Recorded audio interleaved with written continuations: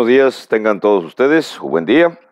Vamos a iniciar con la grabación de nuestro episodio número 32, donde vamos a estar hablando ahora de los motivos para el arrepentimiento. ¿Por qué deben las personas de arrepentirse? ¿Cuáles son las causas por las cuales las personas deben de arrepentirse? Tengo varios textos ya marcados, preparados aquí en el pizarrón para dialogar con ustedes acerca de estos motivos para arrepentirse.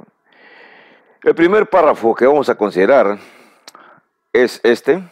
Lo tenemos aquí es el libro de Hechos, capítulo 17, del 30 hasta el 31. Déjenme hacer aquí un poco de movimiento para espaciar y dejar nada más esto. Ok. En Hechos 17, del 30 al 31, se sintetizan dos versículos que vamos a mirarlos. Estos versos dicen así: Dios, habiendo pasado por alto los tiempos de esta ignorancia, ahora manda a todos los hombres en todo lugar que se arrepientan, por cuanto ha establecido un día en el cual juzgará al mundo con justicia por aquel varón a quien designó, dando fe a todos con haberle levantado de los muertos. El contexto de este párrafo es el siguiente. Pablo ya había bajado prácticamente de Tesalónica, se había venido hacia Berea y de Berea había llegado hacia Atenas. En Atenas, según el capítulo 17, en el verso 16, se menciona que mientras Pablo estaba en Atenas esperando a sus compañeros, su espíritu se enardecía cuando veía la ciudad entregada a la idolatría. ¿Y por qué él miraba la ciudad entregada a la idolatría? Bueno, es porque había pasado por la ciudad y había encontrado, vamos a decir que en cada esquina había encontrado el templo de un dios pagano. Obviamente entonces el corazón de Pablo se enardecía, se molestaba, diciendo, bueno, todas esas construcciones hablando de dioses falsos no es correcto. Entonces él discutía en la sinagoga, dice el verso 17, capítulo 17, verso 17, dice así: discutía en la sinagoga con los judíos y con los piadosos, y en la plaza discutía cada día con las personas que concurrían. El verso 18 dice: y algunos filósofos de los epicúreos y de los estoicos disputaban con él, y unos les decían, bueno, ¿qué querrá decir este palabrero? Y otros decían, parece que es predicador de nuevos dioses, porque les predicaba el evangelio de Jesús y de la resurrección. Pablo está provocando un alboroto en Atenas. Entonces los filósofos, las autoridades, lo invitaron a que fuera al Areópago. El Areópago, un lugar amplio donde se presentaban todas las personas que querían enseñar.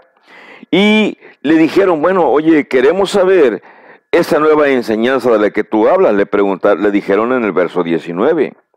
Dice el verso 20, porque nos estás enseñando cosas extrañas, queremos saber qué quiere decir eso. Y el versículo 21 dice, porque todos los atenienses y los extranjeros residentes allí en ninguna otra cosa se interesaban, sino en decir o en oír algo nuevo. Entonces Pablo, puesto en pie en medio del Areópago, dijo, varones atenienses, en todo observo que sois muy religiosos. Y entonces, porque pasando y mirando vuestros santuarios, hallé también un altar en el cual estaba esta inscripción, al Dios no conocido. Al que vosotros adoráis, pues, sin conocerle, es a quien yo os anuncio. Mi aplicación de este breve párrafo es que en la actualidad sucede lo mismo en cualquier ciudad, en cualquier comunidad del mundo, particularmente en México, que es a quien me estoy dirigiendo en forma específica, donde vamos por cualquier ciudad y lo primero que encontramos son templos, muchos templos de distintos grupos religiosos. Lo cual nos indica a los que viajamos que en realidad es una ciudad muy religiosa.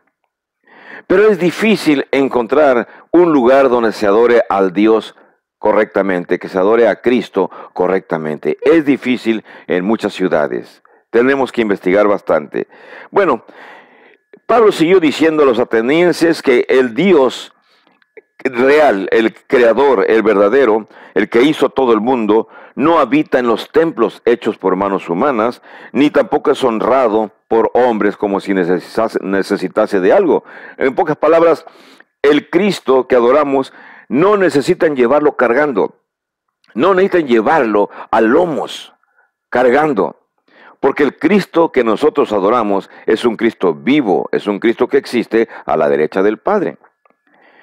En fin, Pablo les explicó a todos ellos, y me concentro en el verso 29 antes de llegar al 30, cuando dice así, pues siendo linaje de Dios, no debemos pensar que la divinidad sea semejante a oro o plata o piedra, escultura de arte, imaginación de hombres.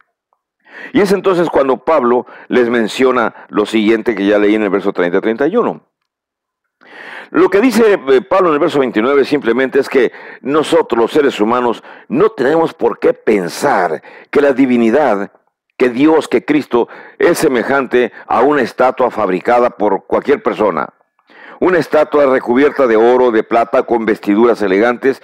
Ese no es Dios, no es el niño Dios, no es el Cristo. Nuestro Dios, nuestro Señor Jesucristo, está vivo y está a la derecha del Padre.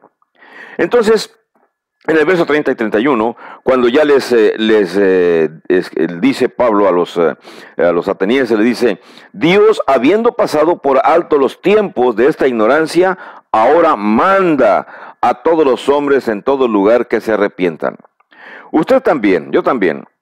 Dios le pasa por alto su ignorancia.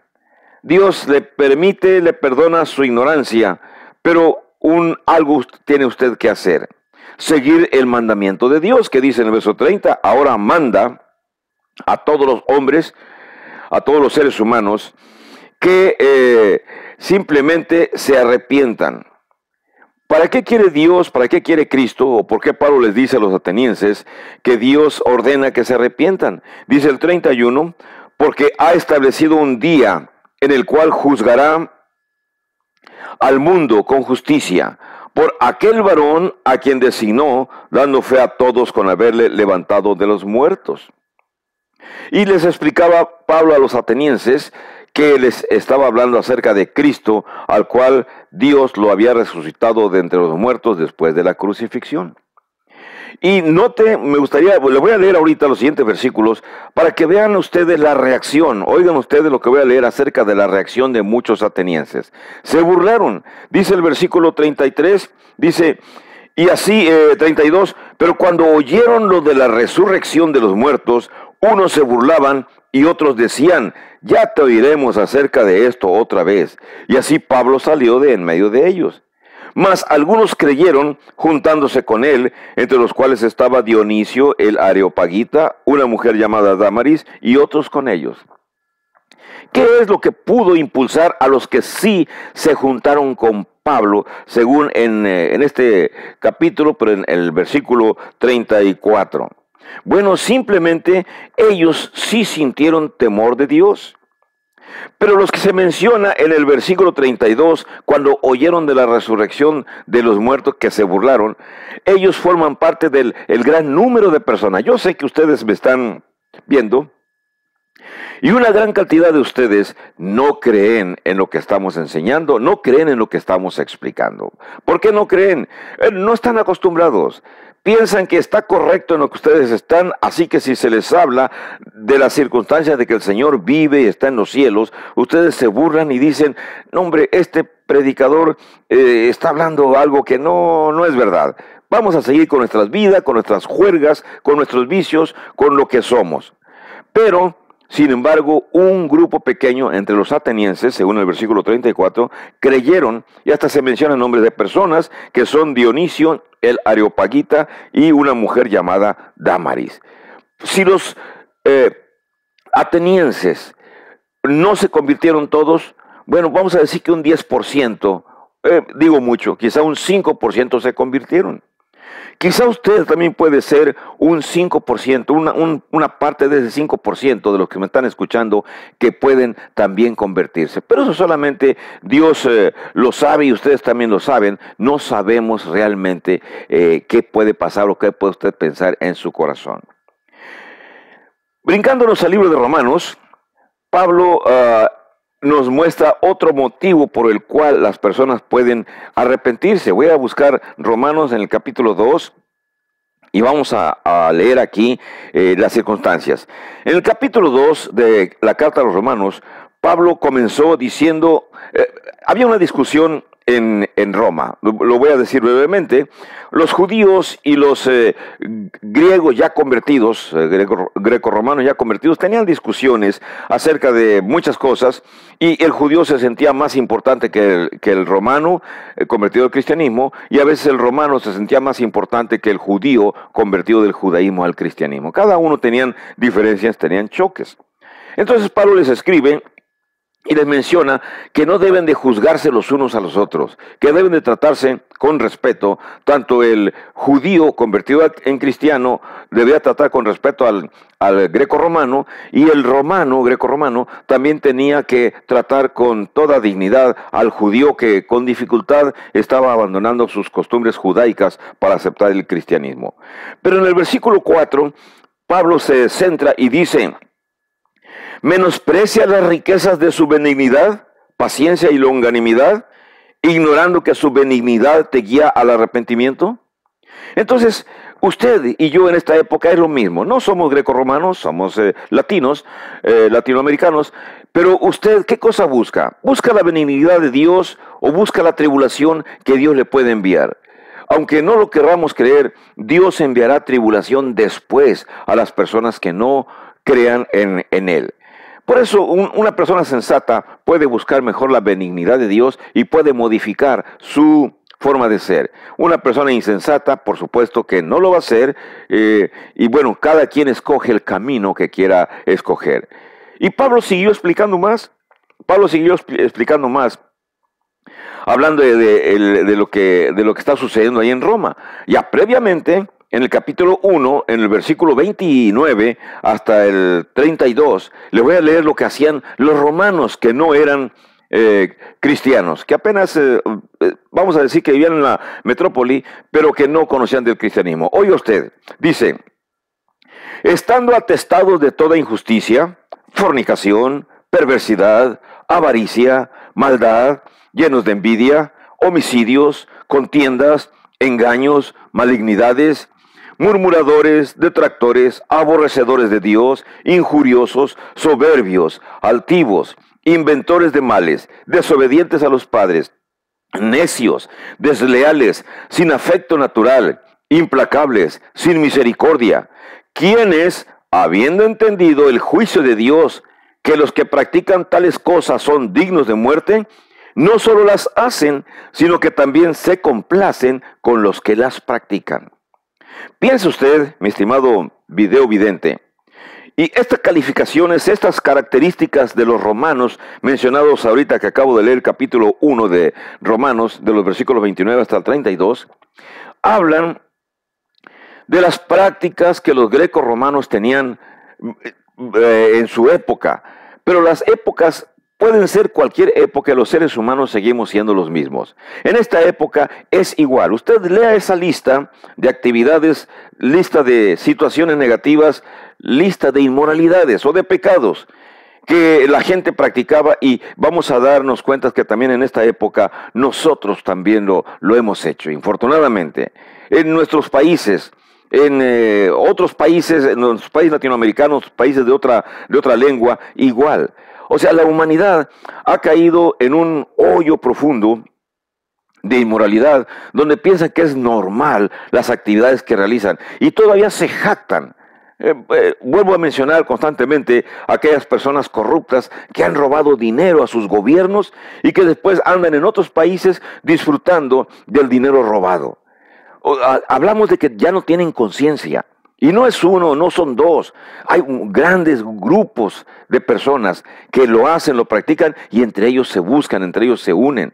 Es algo terrible lo que ha pasado en muchos países. Y bueno, me enfoco más en nuestro pobre país, México, que ha tenido este problema. Vamos a ver, tenemos aquí otro párrafo que vamos a discutir con ustedes, vamos a dialogar con ustedes, y déjenme separarlo. Es el de Juan, capítulo 3, verso 16. Me regreso al Evangelio de Juan y vamos a mirar en el capítulo 3, versos 16, nada más, pero vamos a mirar más del contexto porque es interesante lo que vamos a encontrar aquí. El contexto, escribí en mi pizarrón, el contexto de este pasaje se inicia desde el verso 1, cuando Nicodemo, siendo un maestro de teología, muestra su ignorancia acerca del nuevo nacimiento.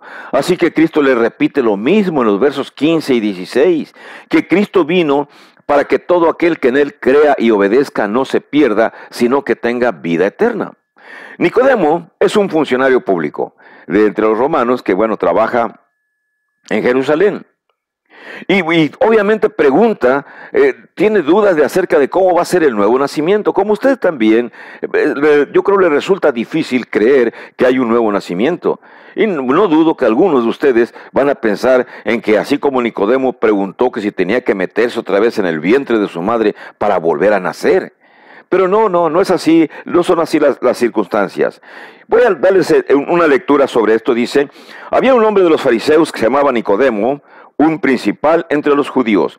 Este vino a Jesús de noche y le dijo, Rabí, sabemos que has venido de Dios como maestro, porque nadie puede hacer estas señales que tú haces si no está Dios con él. Respondió Jesús y le dijo, de cierto te digo que el que no naciere de nuevo no puede ver el reino de Dios. Recuerden que Iglesia de Cristo, reino de Dios son sinónimos. Después explicaré más conforme vaya pasando el tiempo. Nicodemo le dijo, ¿cómo puede un hombre nacer siendo viejo? ¿Puede acaso entrar por segunda vez en el vientre de su madre y nacer? Y respondió Jesús, de cierto te digo que el que no naciere de agua y del Espíritu no puede entrar en el reino de Dios. Nuevamente Jesús le explica a Nicodemo y le menciona lo mismo. Nicodemo sigue preguntando y el versículo 9 le dice, ¿cómo puede hacerse esto?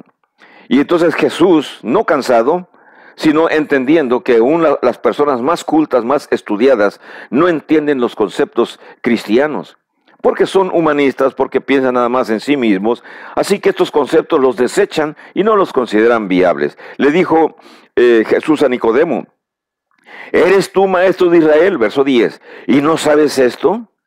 Y nuevamente el verso 11 le dice, de cierto te digo que lo que sabemos, hablamos, y lo que hemos visto, testificamos, y no recibís nuestro testimonio. Jesús, en ese versículo 11, menciona que Él está hablando lo que ya miró a Dios Padre hacer, y viene por parte de Dios Padre para dar en la tierra la información que Él ya tiene que dar acerca de la salvación.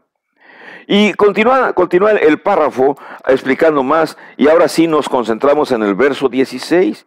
Dice, porque de tal manera amó Dios al mundo, que ha dado a su Hijo unigénito, para que todo aquel que en Él cree no se pierda, mas tenga vida eterna. Ustedes se encuentran en un brete, en un problema, yo también, todo mundo.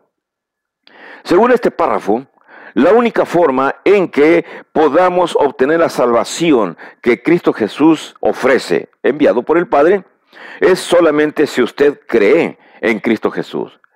Entonces se encuentra la segunda opción. Si usted no cree, entonces usted no tendrá vida eterna. ¿Existe la vida eterna?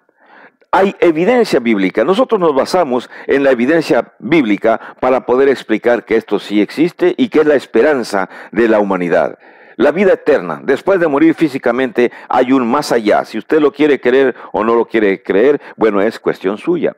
Continuando con mi explicación, en el versículo, en 2 de Corintios, capítulo 5, del 17 al 21, voy a buscar 2 de Corintios, capítulo 5, del 17 hasta el 21, nuevamente Pablo habla, pero aquí está hablando a los corintios. Ya he enseñado varias veces el mapa y sé que ustedes ya están familiarizados con los mapas, y si no, bueno, continuamente voy a estar enseñándolos.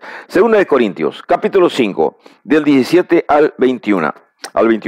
Dice el párrafo 17, dice, De modo que si alguno está en Cristo, nueva criatura es, hablando del nuevo nacimiento. Las cosas viejas pasaron, he aquí todas son hechas nuevas.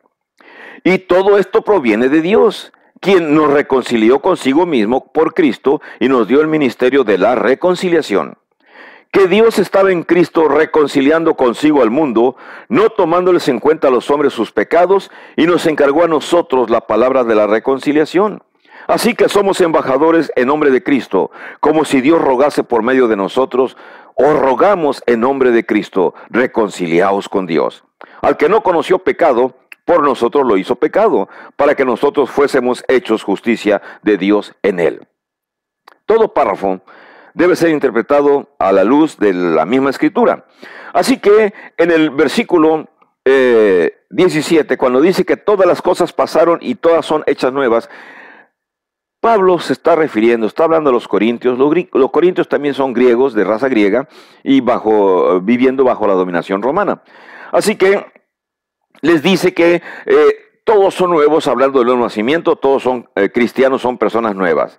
Y luego en el verso 18, cuando dice, esto proviene de Dios, y nosotros, cuando dice nosotros, se refiere a Pablo, a Tito, a Timoteo y los demás apóstoles, pero también están incluidos las personas que como un servidor tratamos de informarle al mundo que sí podemos reconciliarnos con Dios. Les dice, nos dio el ministerio de la reconciliación.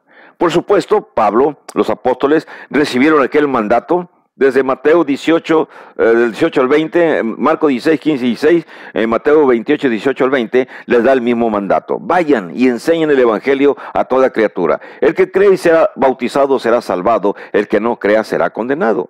Así que entonces, Pablo, donde quiera que va, anda enseñando el evangelio. Y en el versículo 19 menciona lo mismo, dice, nos encargó a nosotros la palabra de la reconciliación. Y luego en el verso 20, que nos tiene que obligar a pensar más profundamente, dice, cuando dice Pablo, somos embajadores de Cristo, somos embajadores de Dios. Así que le rogamos a usted, en el nombre de Cristo, reconcíliese con Dios. Y ese mismo ruego que Pablo dio a los corintios, es el ruego que un servidor y que cualquier predicador de la iglesia del Señor les da a usted. Reconciliarse es ponerse bien con Dios. Necesita arrepentirse, necesita volver a Él. En la pequeña nota que escribí aquí, menciono que el capítulo inicia hablando Pablo acerca de vivir en el cuerpo y vivir fuera del cuerpo. Menciona también Pablo acerca del tribunal de Cristo, donde un día todos iremos, y menciona acerca de la muerte de Cristo, para explicarle a muchos cómo pueden reconciliarse con Cristo, calificándose a sí mismo como embajador, y finaliza con este ruego para que los receptores de la carta se arrepientan y vuelvan a Él. Pero la carta está actualizada también para nosotros, es el mismo mensaje. O sea, necesitamos entender que Dios siempre nos da la oportunidad de reconciliarnos con Él. Pablo es un maestro fariseo, muy reconocido, estudiado a los pies de Gamaliel, en una escuela de rabinos. Así que antes de ser apóstol, fue perseguidor de la iglesia y tenía un puesto importante en el grupo de los mandatarios judíos. Así que conociendo el Antiguo Testamento, explica cosas que los judíos del Nuevo Testamento no conocían o no habían estudiado, como usted y yo casi no conocíamos el Antiguo Testamento. Voy a llevarlos en un viaje al Antiguo Testamento y vamos a buscar un libro que se llama Ezequiel. En el libro de Ezequiel, unas cuantas páginas atrás en el Antiguo Testamento, en el capítulo 33, déjenme encontrárselo, lo tenemos aquí. En Ezequiel capítulo 33, hay un pasaje, y en la nota que tengo escrita ahí en el pizarrón, dice, este pasaje se adapta a cada persona que transmite a otros las palabras de Dios. Ezequiel recibió estas palabras en el año 12º del cautiverio en Babilonia. 12º debió haber sido aproximadamente allá por el año 588, un acercamiento. Y en el verso 11 se encuentra el asunto central de este párrafo. No quiero yo la muerte del impío, sino que se vuelva el impío de sus caminos.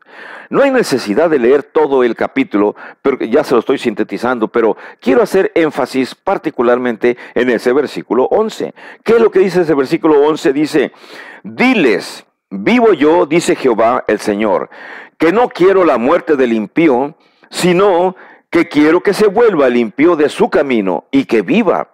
Volveos, volveos de vuestros malos caminos. ¿Por qué moriréis, oh casa de Israel?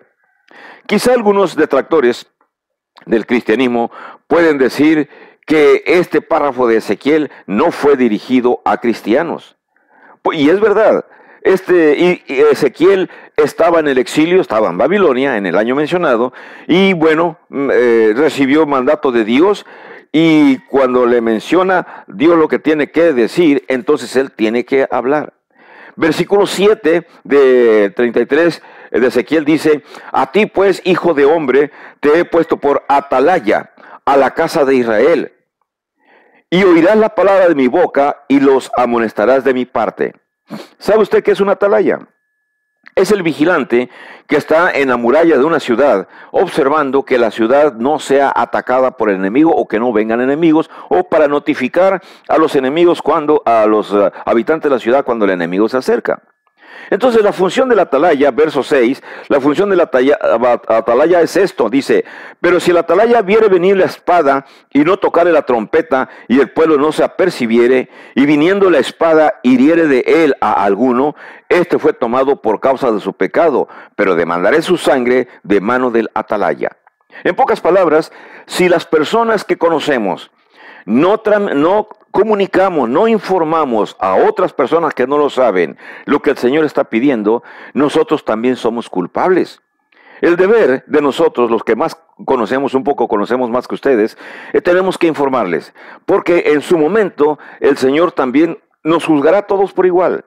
Y yo también estaré en la presencia del Señor, igual que usted, igual que otros expositores de la palabra, y cada uno va a ser juzgado. Quizá usted ahora entienda por qué las personas como yo somos insistentes. Les hablamos, les decimos. ¿Por qué les decimos que cambien? Porque tenemos una responsabilidad. No nos la dio Dios directamente. Si ustedes notan, en el libro de Ezequiel está hablando acerca del pueblo de Israel. Pero ahora el nuevo pueblo de Israel son los cristianos, el Israel espiritual. Por eso Dios dice en el versículo 11, no quiero que mueran las personas, no quiero que ellos mueran, yo quiero que se arrepientan, quiero que vivan, quiero que se vuelvan de sus malos caminos. ¿Para qué van a morir personas? Y la misma pregunta es para usted y para mí y para todos. ¿Por qué van a morir si hay la oportunidad? ¿Por qué vamos a permitir que seamos castigados si hay la oportunidad de arrepentirnos, la oportunidad de servir al Señor?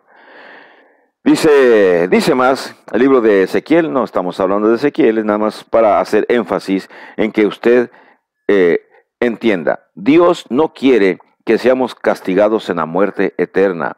Dios no quiere castigarnos. Lo va a hacer porque usted y yo si no nos arrepentimos. Pero en realidad el deseo de Dios es que usted y que yo y que la mayor cantidad de gente se salve. Ahora sabemos por enseñanzas bíblicas que hay un camino ancho y un camino angosto. Quiere decir que del 100% de personas que escuchen el mensaje, que escuchen el plan de salvación, yo lo estoy explicando en varios episodios. Pero hay más personas que explican. Si las personas no oyen, el atalaya o el explicador o el predicador o el que enseña, ya cumplimos nuestro deber. Pero sabemos que un gran porcentaje de personas van a cerrar sus oídos a estas enseñanzas. Pero créanos, delante de Dios, miren, nosotros nos lavamos las manos porque hemos insistido. Es más, estos videos van a quedar por muchísimo tiempo en la nube. Y ustedes pueden descargarlos de YouTube cuando quiera para revisar lo que estamos estudiando.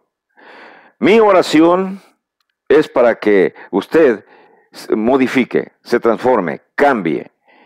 Y desearle nada más bendiciones. No podemos pedir más que para usted más que bendiciones y una mente abierta para que entienda lo que le estamos diciendo. Que pase un bonito día y nos miramos en el siguiente video.